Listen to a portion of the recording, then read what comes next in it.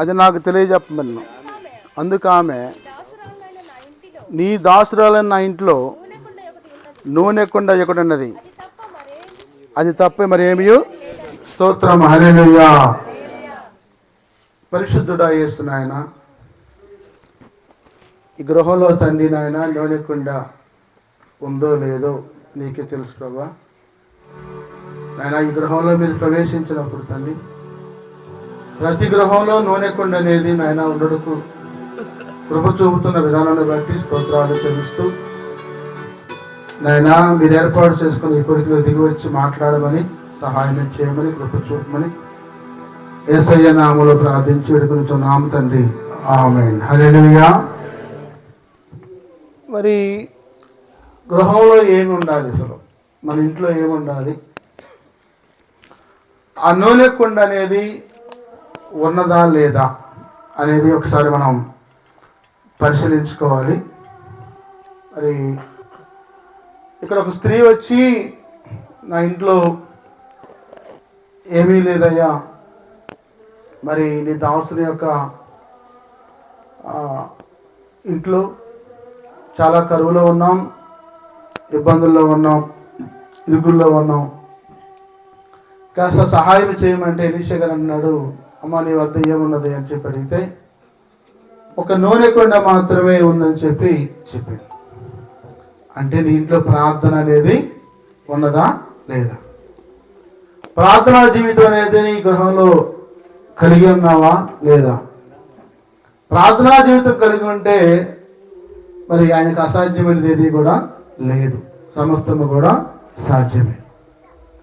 మరి ఆ గృహిణి, ఆ విధవరాలు తన పిల్లల్ని తీసుకొని పోవడానికి అప్పుల వాళ్ళు వచ్చారయ్యా, మరి మా గృహానికి అప్పులైన నీ దాసుడు కొంచెం అప్పులు చేసి నవడించాడు, నీ వద్దనే పరిచయం చేశాడు, కానీ మరి వారి యొక్క అప్పుల వారి ఇబ్బందుల నుంచి నా పిల్లల్ని రక్షించమన్నప్పుడు మరి నీ వద్ద ఏముందని చెప్పి ఎలీషా గారు అడిగారు.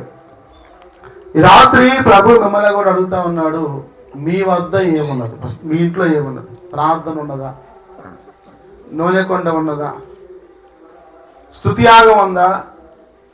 పరిశుద్ధాత్మ ద్వారా మెట్టుకు మీరు ప్రార్థించే బిడ్డలుగా ఉన్నారా లేదా ఆలోచించండి. ఎందుకంటే ఆమె భర్తను కోల్పోయినా కానీ ప్రార్థనా జీవితాన్ని విడిచిపెట్టలే.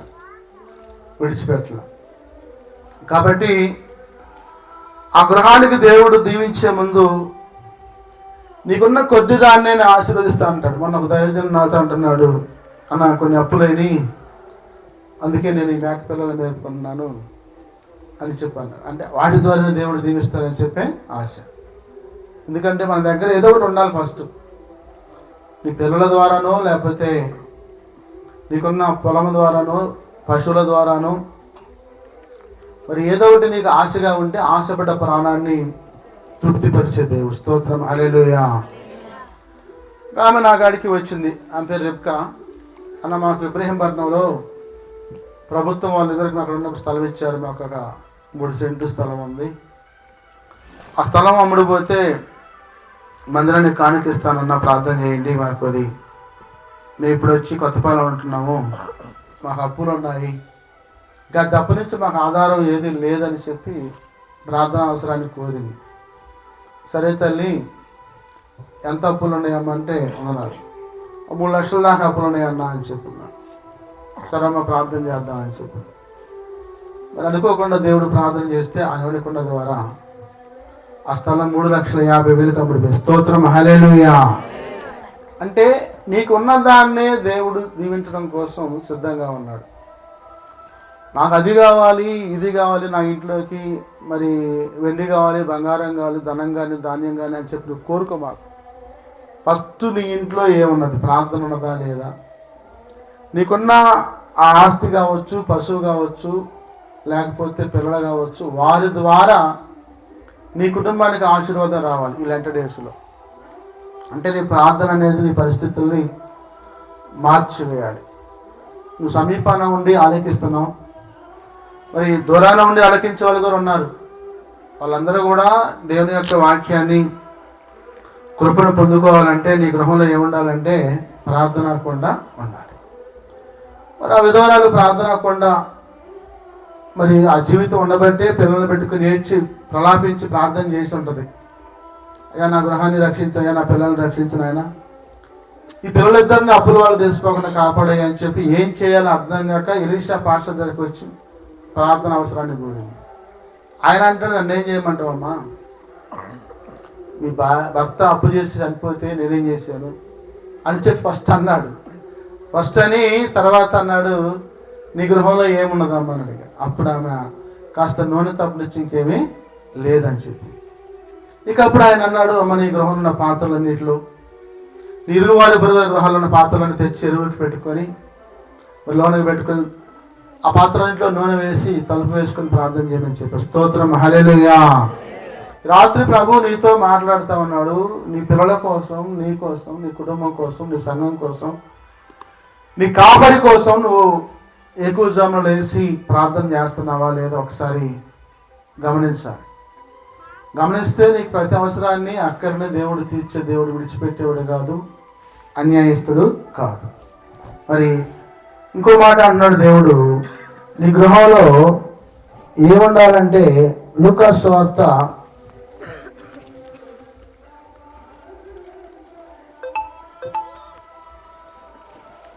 10వ అధ్యాయము 38వ వచనం. అంతటా వారు ప్రయాణమై పోవచుండగా మార్తా అనే ఒక స్త్రీ ఆయనను తన ఎంట చేర్చుకొనెను. స్తోత్రం, హల్లెలూయా. ప్రియులారా, యేసుప్రభువు వారు తరచుగా ఒక గ్రామానికి వెళ్ళేవాడు. ఏ గ్రామం అది? బేతనియా గ్రామం. బేతనియా కాదు, బేతనియా గ్రామానికి వెళ్ళేవాడు. బేతనియా గ్రామానికి వెళ్ళినప్పుడల్లా మరియా మాత ఇంటికి వెళ్ళటం అనేది సాధారణం. అంతే, ఆ ఊరు పోతే ఆ ఇంటికి పోకుండా ఆయన మరి వెళ్ళడం. సరే, ఇక బేతనియా గ్రామానికి వెళ్ళినప్పుడు ఒక గృహానికి దేవుడు వెళ్ళడం కూడా ఇష్టపడ్డప్పుడు మార్త వచ్చి యేసయ్య మా ఇంటికి రండి అయ్యా అని చెప్పి తీసుకెళ్ళి మరి పరిచర్య చేయడం కోసం కూర్చోబెట్టింది. ఈ లోపల మరియమ్మ గారు వచ్చి జాయిన్ అయిపోయింది. వచ్చి ఆయన దగ్గర కూర్చొని ఆయనకి సపరేట్ చేయటం, మంచిగా ఇవ్వటం, అది. ఈ మార్త ఏమో యేసుప్రభునైతే ఇంట్లో చేర్చుకుందిలే కానీ హృదయంలోకి చేర్చుకోవాలి. మరియమ్మ తల్లి అయితే మరియ గారు హృదయంలోకి చేర్చుకోండి. ఇక ఈ మార్త విస్తారమైన పనుల్లో పడిపోయి అంట్లు చదువుకోవటం, బట్టలు ఉతుక్కోవటం, పైకి వచ్చి అంటదే యేసయ్య కాస్త చెప్పు నాకు సహాయం చేసి ఇద్దరు వచ్చి కూర్చుంటాగా అంటుంది. కానీ మరి ఆ పని వదిలిపెట్టి రావట్లా. పని అనేది ఎప్పుడు ఉండేదే, రోజు ఉండేదే. రోజు మనం లేవాలి, బ్రష్ చేయాలి, టిఫిన్ చేయాలి, పనికి వెళ్ళాలి, మళ్ళీ వచ్చి అన్నం వండుకోవాలి, అన్నం తిన, ఇవన్నీ సాధారణ విషయాలే. కానీ దేవుడు ఎప్పుడు మీ ఇంటికి రాడు. దేవుడు ఎప్పుడు మీ ఇంటికి రాడు. మీ ఇంట్లో ప్రార్థన ఎప్పుడు అంటే దేవుడు కృప అనుగ్రహించినప్పుడు ఎందుకు అందరూ ప్రార్థన పెట్టుకొని అనుకుంటారు, కానీ పెట్టుకోలేస్తారా? పెట్టుకోలేరు. దేవుడు ఇంటికి వచ్చాడు. ఈరోజు వచ్చినప్పుడే ఆయన మనం చేర్చుకోవాలి, హృదయాల్లోకి చేర్చుకోవాలి. గృహంలోకి చేర్చుకున్నాం ప్రార్థన ద్వారా, ఆ తర్వాత ముందుగా హృదయాల్లోకి చేర్చుకోవాలి. స్తోత్రం, హల్లెలూయా. హృదయాల్లోకి చేర్చుకోవాలి. హృదయాల్లో చేర్చుకున్నప్పుడే కుటుంబం ఆశీర్వదించబడుతుంది. ఎందుకంటే ఇప్పుడు ప్రార్థన పెట్టుకున్నంత మాత్రాన పరిస్థితులు మారవు. నీ హృదయం మారాలి. నువ్వు ఇకున్న చెడు అలవాట్లు, త్రాగుబోతనం కావచ్చు, తిరుగుబోతనం కావచ్చు, అల్లరితో కొన్ని ఆటపాటలు కావచ్చు, లేకపోతే చెడు సాంగత్యం కావచ్చు, చెడు యొక్క మాటలు కావచ్చు, బూతు మాటలు కావచ్చు, వంగర మాటలు కావచ్చు, తుంతర మాటలు కావచ్చు, లేకపోతే వేసే మాటలు కావచ్చు, లేకపోతే శత్రు మాటలు కావచ్చు, ఇవన్నీ కూడా ఉండకూడదు. క్రైస్తవుని కానీ వాడికి, ప్రార్థనకి వెళ్ళే వాళ్ళకి.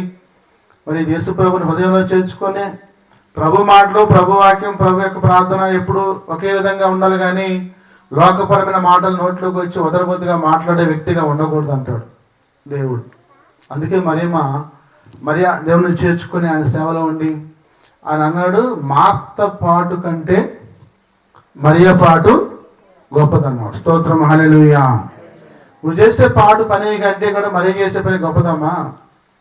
ఆమె హృదయంలో చేర్చుకుంది నన్ను, నా మాటలు వింటుంది, నేనేం చెప్తాను అని చెప్పి నా నోటి మాటల్ని ఆమె హృదయంలో చేర్చుకుని ఆలకించి సంతృప్తి చెందుతూ ఉంది. నువ్వైతే మరి ఇంట్లో ఉన్న సమస్త పనులు చక్కబెట్టుకున్నావు, కానీ నా దగ్గరకు వచ్చి కూర్చోవట్లేదు. కొద్ది గృహాల్లో ప్రార్థన ఏర్పాటు చేస్తారు.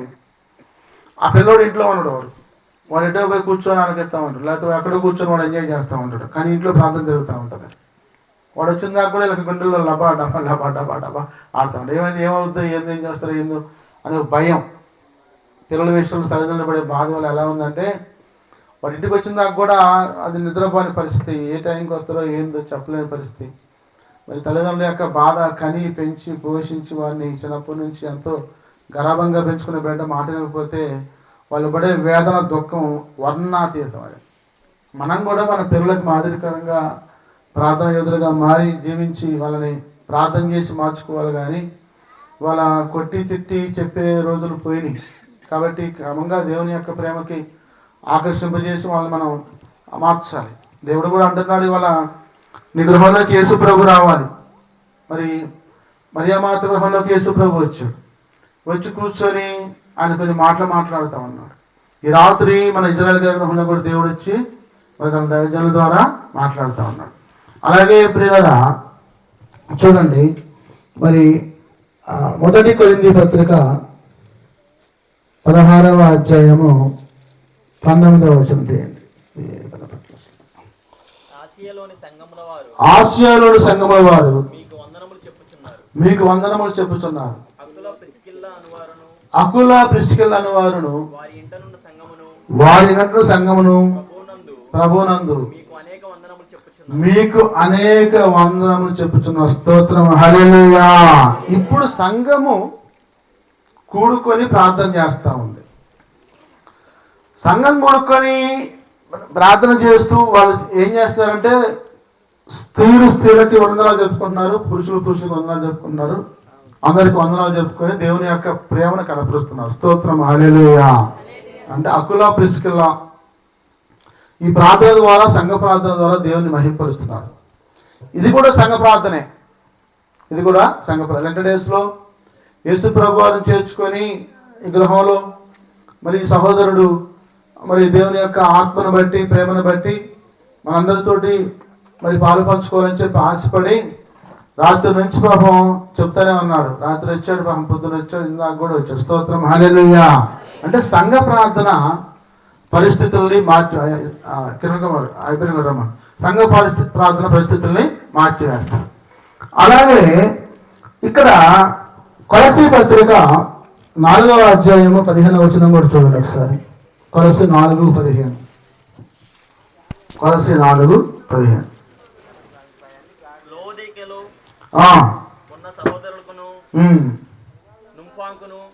వారి ఇంట ఉన్న సంఘములకును వందనములు చెప్పుడి. ఈ పత్రిక మీరు చదివించుకున్న తరువాత లవోదికయ వారి సంఘములలోను చదివించుడి.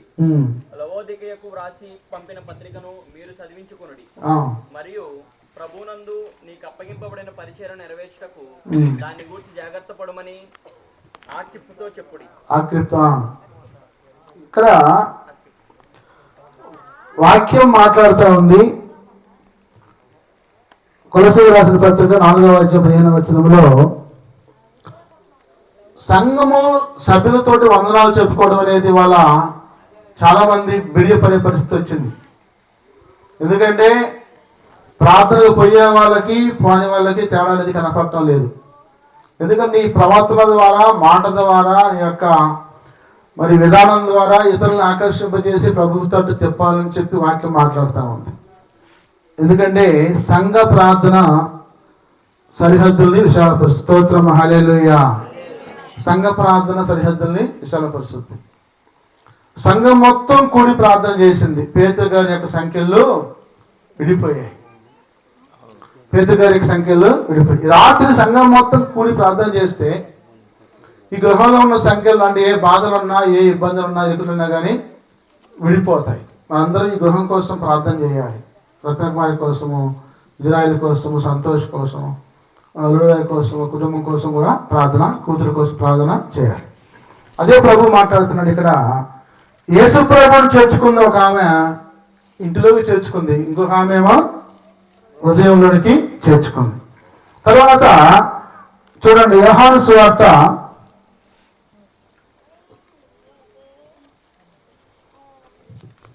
12వ అధ్యాయం 3వ వచనం చూడండి. 12:3. యోహాను 12:3. మిక్కిలి విలువ గల మరియా అచ్చ జటామాంసి అత్తరును సేరున్నర ఎత్తు తీసుకొని యేసు పాదములకు పూసి తన తల వెంట్రుకలతోటి ఆయన పాదములను తుడిచి. స్తోత్రం, హల్లెలూయా. ఇక్కడ మరియా చేసిన పని ఏంటి? యేసు ప్రభు కోసం ఏం చేసింది? ఆరాధన చేసిందండి. స్తోత్రం, హల్లెలూయా. ఆరాధన చేసింది, ప్రభుని గణపరిచింది. మరి ఇస్కరియోతు యోధ అయితే ఈ అత్తను నమ్మి పెదలకు ఇవ్వచ్చు కదా, ఎందుకని ఈ పని చేస్తుంది, విలువైన అత్తను పాడు చేస్తుందని చెప్పి తన మనసులో అనుకున్నా కానీ దేవుడు అన్నాడు, ఈమె ఈ భూమి ఉన్నంతకాలం కూడా ఈమె చేసిన పని ప్రకటించబడుతుంది. స్తోత్రం, హల్లెలూయా. అంటే మనం కూడా దేవుణ్ణి ఆరాధన చేయాలి, స్తుతించాలి, మహిమపరచాలి. మరి అటువంటి ఆరాధన ప్రభువు ఎవరికైతే ఉంటుందో ఆ కుటుంబం అనేది దీవించబడుతుంది, ఆస్వాదించబడుతుంది, అభివృద్ధి చెందుతుంది. కాబట్టి నీ గృహంలో ఆరాధన అనేది ఉందా? కుటుంబ ఆరాధన ఉందా? సంఘ ఆరాధనలో పాల్పంచుకున్నావా? రక్షణ పొందుతున్నావు, మారుమనసు పొందుతున్నావు, పాప క్షమాపణ పొందుతున్నావు, పశ్చాత్తాపడుతున్నావు, త్రోవ తప్పిన వాడి వలె ప్రవర్తిస్తున్నావు. కాబట్టి మరి తప్పిపోయిన కుమారుడు తండ్రిని విడిచిపోయి ఎలాగైతే భ్రష్టుడయ్యాడు, తర్వాత తలుపు తెలుసుకొని వచ్చి తండ్రి వద్ద చేరి దేవుని యొక్క రాజ్యానికి అప్పగించబడ్డాడు, అటువంటి గృహంగా నీ యొక్క గృహాన్ని దేవుడు దీవించబోతున్నాడు. మరి ఆయన మాటల్ని ఆరాధన ద్వారా ఆలకిద్దాం. అలసిపోని కుమార్ అలుపురాని కుమార్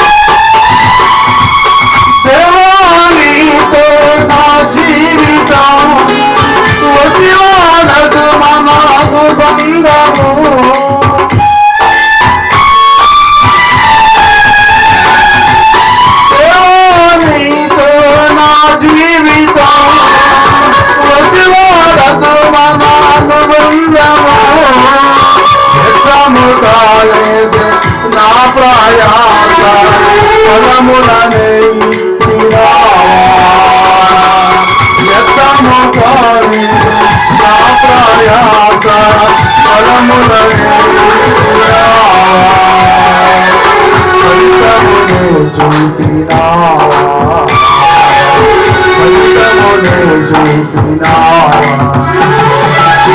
అలసిపోయి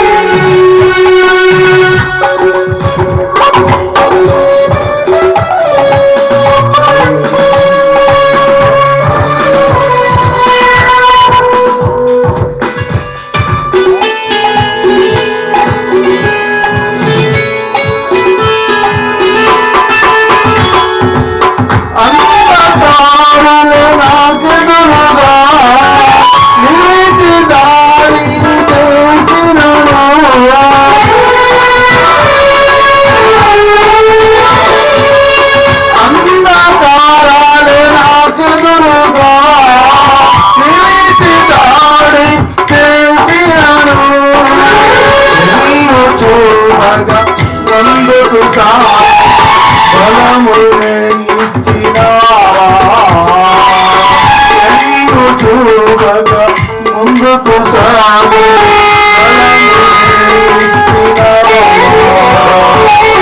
బాహుని చాపినావా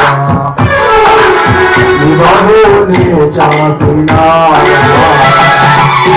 అలసిపోని కుమారా అలసిపోని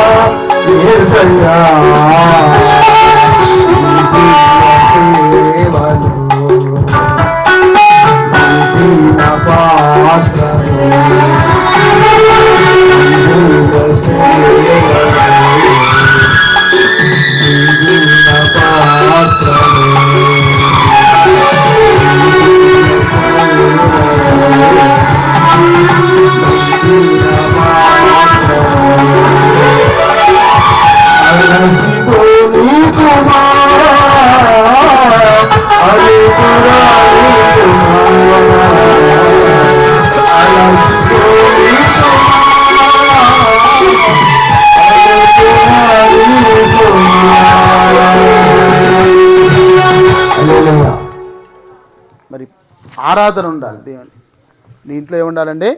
ఆరాధన ఉండాలి. మరి ఆరాధన కలిగి ఉన్నావా లేదా ఆలోచించు ఒకసారి. లూకాసు సువార్త 12వ అధ్యాయం 12వ వచనం చూసినట్టయితే నీ ఇంట్లో ఏముండాలి ఒకసారి దేవుడు మాట్లాడుతున్నాడు చూడండి ఒకసారి.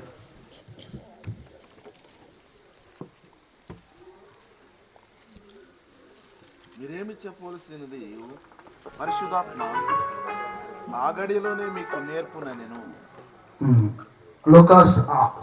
అపోస్తల కార్యం 12:12. అపోస్తల కార్యములు 12:12.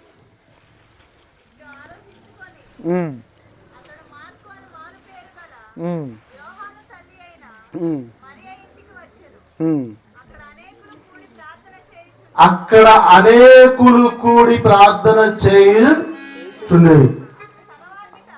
తలవాకిట తలుపు తట్టుచుండగా రోదే అని ఒక చిన్నది ఆలకించుటకు స్తోత్రం హల్లెలూయా. సంఘం మొత్తం కూడి ప్రార్థన చేస్తూ ఉంది. పేతురు గారిని తీసుకొని పోయి జైల్లో పెట్టేశారు. సంఖ్యలు బంధించబడ్డాయి. ఆ రాత్రి దేవదూత వచ్చి పేతురు గారిని వెలుగులు తీసుకొచ్చి నుంచోబెట్టింది. మరి వేసిన గడిలు వేసినట్టే ఉన్నాయి. బంటోతులు నిద్రపోతూనే ఉన్నారు. ఆయన బయటకు వచ్చి నడుచుకుంటూ తీసుకొచ్చి వదిలిపెట్టింది. పేతురుకు కూడా ఫస్ట్లో అర్థం కాదు, అయోమయంగా ఉంది. ఏంటి నేను బయటకు వచ్చాను, ఏంటి నిజమేనా అని చెప్పి తను మరి అట్లా నుంచొని విస్మయం ముందు చూస్తూ ఉంటే ఆ దూత అన్నది వెళ్ళు అని చెప్పాను. స్తోత్రం హల్లెలూయా. వెంటనే వచ్చాడు. వెంటనే వచ్చి మరి గృహం దగ్గర ప్రార్థన చేస్తూ ఉంటే అందరు గుంపు కూడి తలుపు తడుతూ ఉన్నాడు. తలుపు తడుతూ ఉంటే అందరూ ప్రార్థనలో ఉండి ఏడుస్తున్నారు. ఎందుకంటే పేతురు గారు రేపు పొద్దున చంపేస్తారేమో. మరి అందరూ కూడా ఎంతో దిగులుతో ఉండి వేదంతో ప్రార్థన చేస్తూ ఉంటే ఈ చిన్నపిల్ల రోదే వచ్చి తలుపు తీసి చూస్తే పేతురు. స్తోత్రం హల్లెలూయా. ఈ పాప వచ్చి పేతురు గారు వచ్చి చెప్పి కేకలేస్తా ఉంది. ఎవరు నమ్మట్లా. ఎందుకంటే పేతురు గారిని తీసుకెళ్ళిపోయి జైల్లో పెట్టారు, కాపలా ఉన్నారు. మరి చాలా భయంకరమైన స్థితిలో ఉన్నాడని చెప్పి వాళ్ళ బాధలో ఉండి ఏడుస్తూ ఉంటే అయినా కానీ ఆయన కొనటం మాయ. ఆ ప్రార్థన, సంఘ ప్రార్థన దేవుని యొక్క దాసుని యొక్క సంఖ్యల్ని విడగొట్టింది. రాత్రి మీ గృహంలో ప్రార్థన అనేది ఉందా లేదా, ఆరాధన ఉందా లేదా, మరి యేసు ప్రభువుని చేర్చుకుంటున్నావా లేదా కూడా ఒక్కసారి ఆలోచించు. దేవుడు మాట్లాడుతున్నాడు. ఆ ప్రార్థన ద్వారా సంఖ్యలు విడిపోయి దేవుడు దాసుడు వెలుపులకు వచ్చి పరిచర్యని కోరుకున్నాడు. మరి చూడండి, అపోస్తల కార్యంలోనే 16వ అధ్యాయము 15వ వచనం చూడండి. అపోస్తల కార్యం 16:15. ఆమెయు ఆమె ఇంటి వారును నేను ప్రభువునందు విశ్వాసం గలదానని మీరు ఎంచితే నా ఇంటికి వచ్చి వేడుకొని మమ్మల్ని ఎవరేమా లూదియా ఉదారంగిపూడి అమ్ముకుంటుంది. నదీ తీర ప్రాంతం, గది ప్రాంతంలో ఉదారంగిపూడి అమ్ముకుంటూ ఆమె ఈ దాసులను చూసి, అయ్యా దయచేసి నా ఇంటికి వచ్చి రాత్రి గడపండి అని చెప్పి బలవంతం చేస్తాను. అంటే దైవదాసులు ఏ ప్రాంతంలో ఉన్న విశ్వాసం గల భక్తులు వారిని ఆహ్వానిస్తూ ఉంటారు, బలవంతం చేస్తూ ఉంటారు.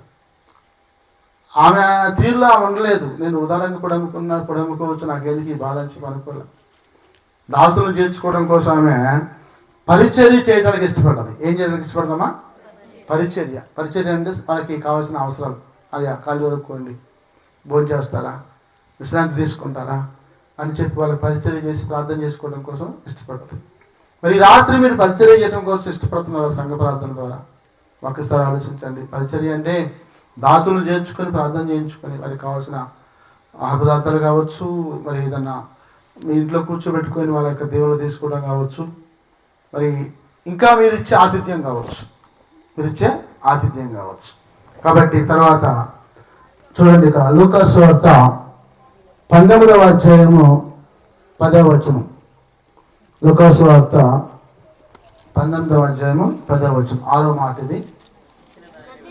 నశించిన దానిని రక్షించడం కోసం మనుష్య కుమారుడు ఈ లోకంలోనికి వచ్చాడు. అంటే రక్షణ, సాల్వేషన్.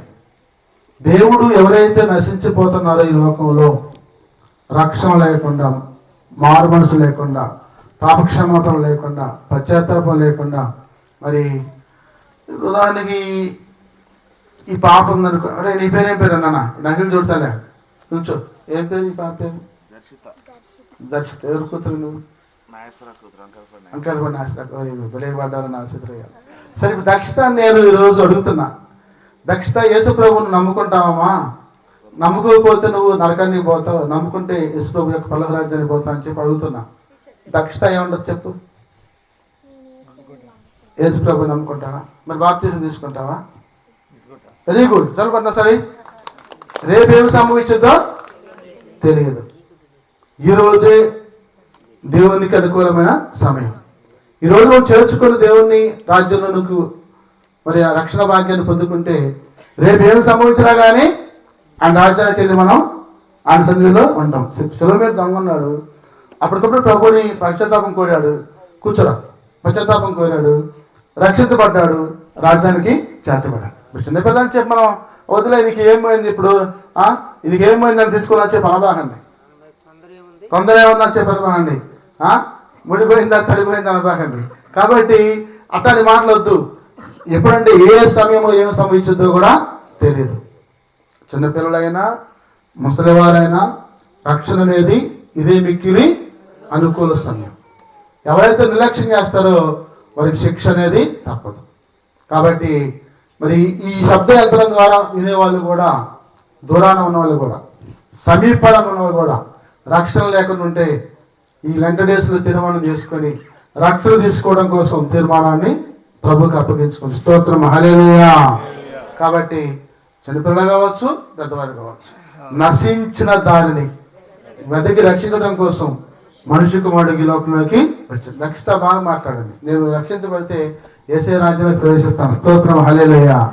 ఆ పిల్లలందరూ కూడా రక్షణ, ఎందుకంటే చిన్నప్పటి నుంచే ప్రభు కాడి పిల్లలు మోయారు. ప్రభు యొక్క శిక్షలోను బోధన వల్ల మనం పెంచాలి. మన పిల్లలకి సెల్ ఫోన్లు ఇచ్చి టీవీ కాడ కూర్చోబెట్టి రకరకాల ఇబ్బందులు పెట్టి వాళ్ళని ఇక్కడ పాడు చేసుకోకూడదు. ప్రభు యొక్క శిక్షలో బోధన పెంచాలి. ఇక చివరిగా లాస్ట్ వన్గా నాకు టైం కూడా అయిపోయింది. మరి హెబ్రీ 3:6 చూడండి ఒకసారి. 7వ మాట ఇది, హెబ్రీ 3:6.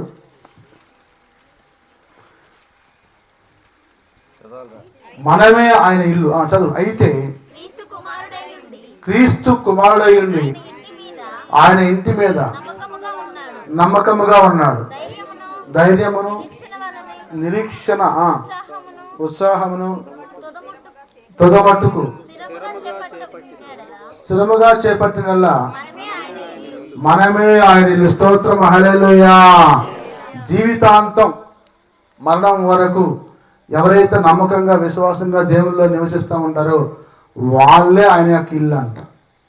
ఇప్పుడు ఎవరి ఇల్లు? నీ హృదయం అనే దేవాలయంలో యేసు ప్రభు నివసిస్తున్నాడు, నీ ఇంట్లో నివసిస్తున్నాడు. నువ్వు ఆయన చేర్చుకొని గృహంతో పాటు హృదయంలో కూడా చేర్చుకుంటే నీవే ఆయన ఇల్లుగా ఉంటావు.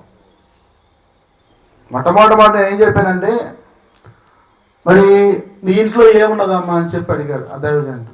నూనె కొన్ని ఉందయ్యా అన్నది. ప్రార్థన ఉందా? మరి నీ యేసుప్రభు ఉన్నాడా? మొట్టమొదటి మాటలు నీ ఇంట్లో యేసుప్రభు ఉన్నాడా? మరియా మాత, మరి మరియ అయితే ప్రభుని హృదయంలో చేర్చుకుంది, మాత అయితే ఇంట్లో చేర్చుకుంది. మీరు ఏ గుంపులో ఉన్నారు? ఉదయంలో చేర్చుకునే గుంపులో ఉన్నారా? ఇంట్లో చేర్చుకునే గుంపులో ఉన్నారా? ఆలోచించండి. 2వ మాట సంఘం. సంఘం అకులా ప్రిస్కుల సంఘం మొత్తం కూడా వందనాలు చెప్పండి. అమ్మ అయ్యా వందనాలు, అమ్మ వందనాలు చెప్పండి ఒకసారి. అయ్యా వందనాలు, అమ్మ వందనాలు చెప్పుకొని దేవుని కనపరచుకోవాలి. అది మన కోసం కాదు, యేసయ్య కాదు. కాబట్టి మరి 3వది ఆరాధన. ఆరాధన ఉందా నీ ఇంట్లో? మరి ఆమె ఎవరు చేస్తున్నారు? అది ఇక్కడ మరియా అత్తరు తీసుకొచ్చి యేసయ్య పాదాలకు పూసి ఎంట్రుకలతో తుడిచి ప్రభుని ఆరాధించింది, మహింపరిచింది. తర్వాత మరి ప్రార్థన. ప్రార్థన ఎవరు ప్రార్థన చేశారు? పేతురు కోసం సంఘం ప్రార్థన చేసింది. సంఘం ప్రార్థన చేసింది. 4వ మాటలో సంఘం ప్రార్థన చేసింది. ఇక 5వ మాట పరిచర్య అండి. పరిచర్య. పరిచర్య ఎవరు చేస్తారు ఇక్కడ అపొస్తలుల కార్యంలో? లూదియా ఎవరిని చేర్చుకుంది? దైవజనుల్ని చేర్చుకుంది. ఎవరా దైవజనులు? పౌలు గారు. దైవజనులు చేర్చుకుని పరిచర్య చేసింది. మరి 6వ మాట రక్షణకు నువ్వు సిద్ధపడి ఉన్నావా లేదా? నశించిన దాన్ని వెతికి రక్షించడం కోసం మనిషి కుమారుడు దేవుడి లోకంలోనికి వచ్చాడు. ఆ తర్వాత 7వ మాట మరి మనమే ఆయన ఇల్లు. మనమే ఆయన ఇల్లు. ప్రభు యొక్క అధికారానికి నువ్వు లోబడి ఉండాలి. నీ మాటకు కాదు, ప్రభు యొక్క అధికారానికి. కాబట్టి అటువంటి అధికారం దేవుని యొక్క కృపకు నువ్వు పాత్రలు కావాలని చెప్పి ఈ మాటల ద్వారా నీకు తెలియజేస్తూ నా మాటలు ముగిస్తా ఉన్నాను. దేవుని స్తోత్రం. హల్లెలూయా.